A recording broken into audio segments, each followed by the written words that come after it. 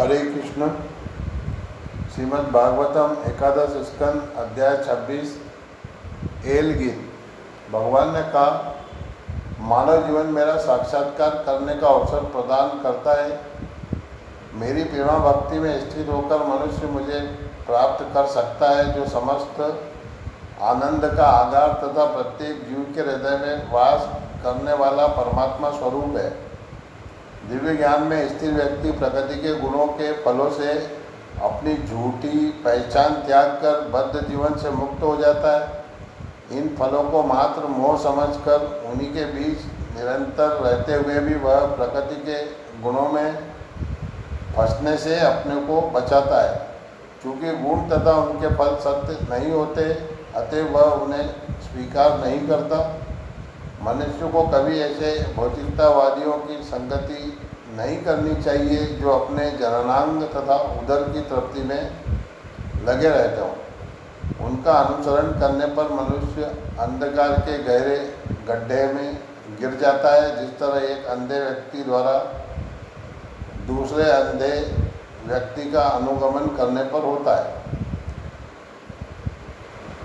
निम्नलिखित गीत सुप्रसिद्ध सम्राट पुरुरवा द्वारा गाया गया था।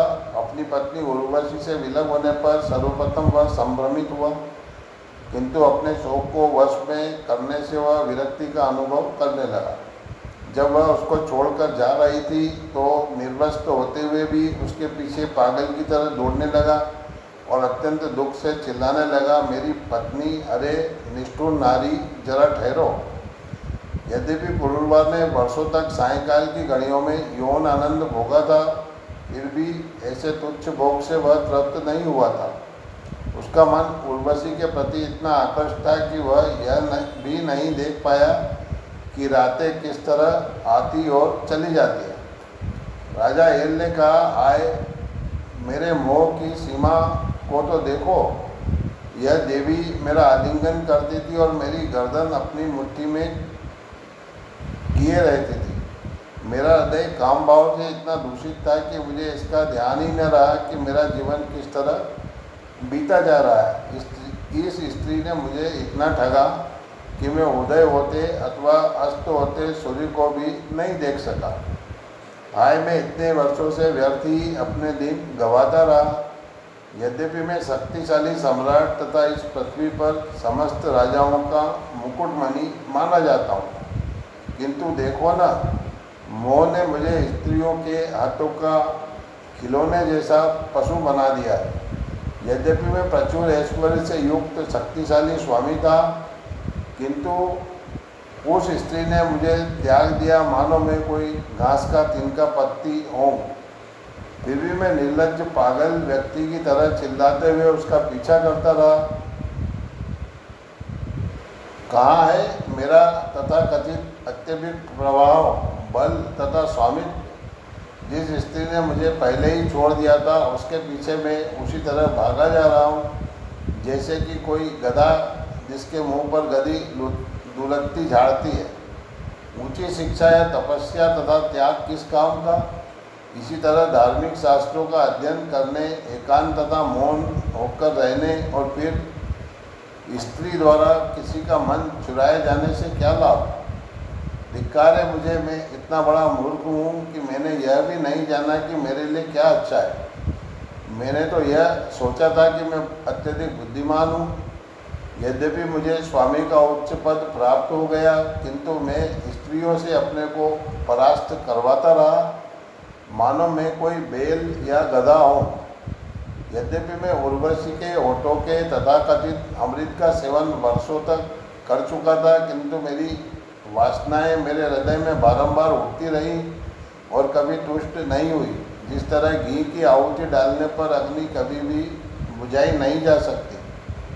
जो भौतिक अनुभूति के परे है और आत्माराम मुनियों के स्वामी हैं, उन भगवान के अतिरिक्त मेरी इस चेतना को जो स्त्री के द्वारा चुराई जा चुकी है, भला और कौन बचा सकता है? चूँकि मैंने अपनी बुद्धि को मंद बनने दिया और चूँकि मैं अपनी इंद्रियों को वश में नहीं कर सका, इसलिए मेरे मन का विटप मोह मिटा नहीं। यद्यपि उर्वशी ने सुंदर वचनों द्वारा मुझे अच्छी सलाह दी थी, भला मैं अपने कष्ट के लिए उसे कैसे दोष दे सकता हूँ, जबकि मैं स्वयं अपने असली आध्यात्मिक स्वभाव से अनजान हूँ।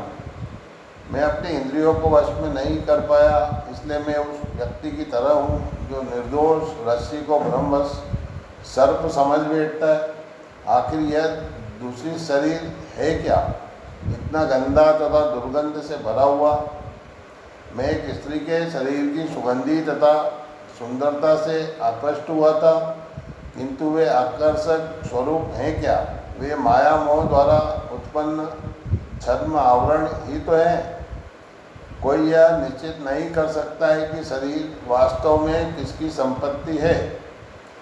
क्या यह उस माता पिता की है जिसने उसे जन्म दिया है, अथवा इसे सुख देने वाली पत्नी की है, या इसके मालिक की है जो शरीर को हुक्म देता रहता है, अथवा यह चिता की अग्नि की, अथवा उन कुत्तों तथा सियारों की है जो अंततोगत्वा इसका भक्षण करेंगे।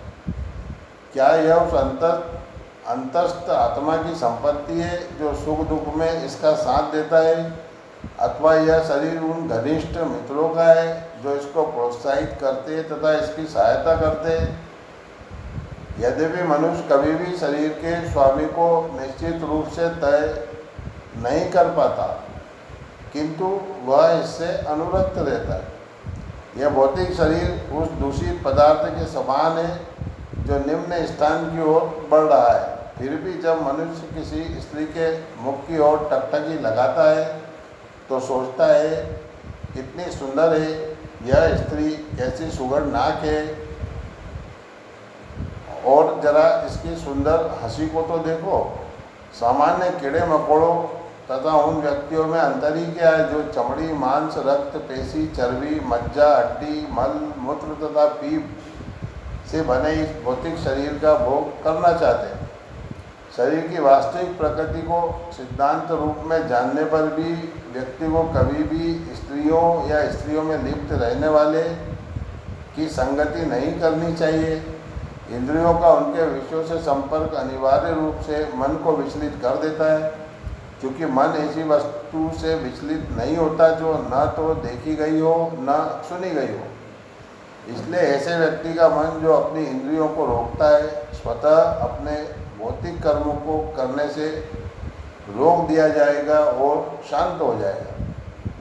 इसलिए मनुष्य को चाहिए कि वह अपनी इंद्रियों को स्त्रियों की या स्त्रियों के प्रति आसक्त पुरुषों की संगति न करने दे। यहाँ तक कि जो अत्यधिक विद्वान है वे मन के 6 शत्रुओं पर भरोसा नहीं करते, तो फिर मुझ जैसे मूर्ख व्यक्तियों के बारे में क्या कहा जाए। भगवान ने कहा, इस प्रकार यह गीत गाकर देवताओं तथा मनुष्यों में विख्यात महाराज पुरुरवा ने वह पद त्याग दिया जिसे उसने उर्वशी लोक में प्राप्त कर लिया था। दिव्य ज्ञान से उसका मोह हट गया। उसने अपने हृदय में मुझे परमात्मा रूप में समझ लिया, जिससे अंत में उसे शांति मिल गई। इसलिए बुद्धिमान मनुष्य को सारी कुसंगति त्याग देनी चाहिए और संत भक्तों की संगति ग्रहण करनी चाहिए, जिनके शब्दों से मन का अति अनुराग समाप्त हो जाता है। मेरे भक्त अपने मन को मुझ पर स्थिर करते हैं और किसी भी भौतिक वस्तु पर निर्भर नहीं रहते। वे सदैव शांत, समदृष्टि से युक्त तथा ममत्व, अहंकार, द्वंद्व तथा लोभ से रहित होते हैं। हे महाभाव उद्धव, ऐसे सत्य भक्तों की संगति में सदा मेरी चर्चा चलती रहती है, और जो लोग मेरी महिमा के कीर्तन तथा श्रवण में भाग लेते हैं वे निश्चित रूप से सारे पापों से शुद्ध हो जाते हैं। जो कोई मेरी इन कथाओं को सुनता है, कीर्तन करता है और आदरपूर्वक आत्मसात करता है, वह श्रद्धा के साथ मेरे परायण हो जाता है और इस तरह मेरी भक्ति प्राप्त करता है। पूर्ण भक्त के लिए मुझ परम सत्य की भक्ति प्राप्त कर लेने के बाद करने के लिए बचता ही क्या है। परम सत्य के गुण असंख्य हैं और मैं साक्षात आनंदमय अनुभव हूँ।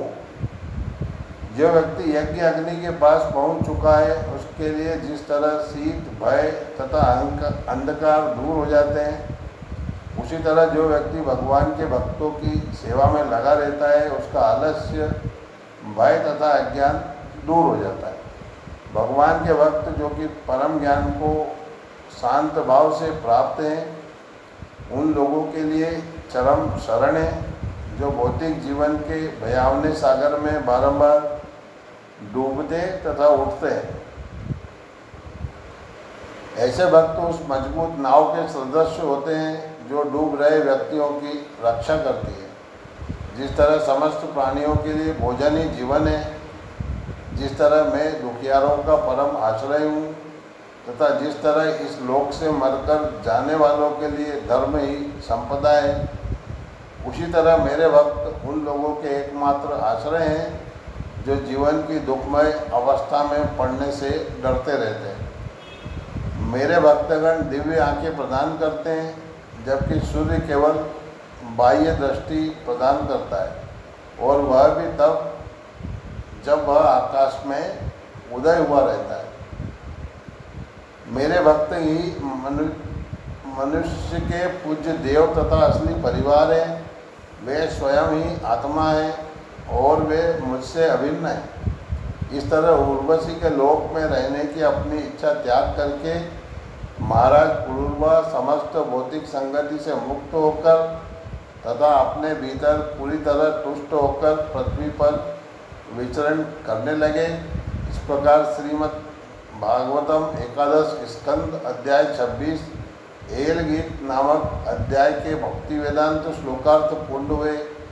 हरे कृष्ण कृष्ण कृष्ण हरे हरे, हरे राम राम राम हरे हरे, हरे कृष्ण कृष्ण कृष्ण हरे हरे, हरे राम राम राम हरे हरे, हरे कृष्ण।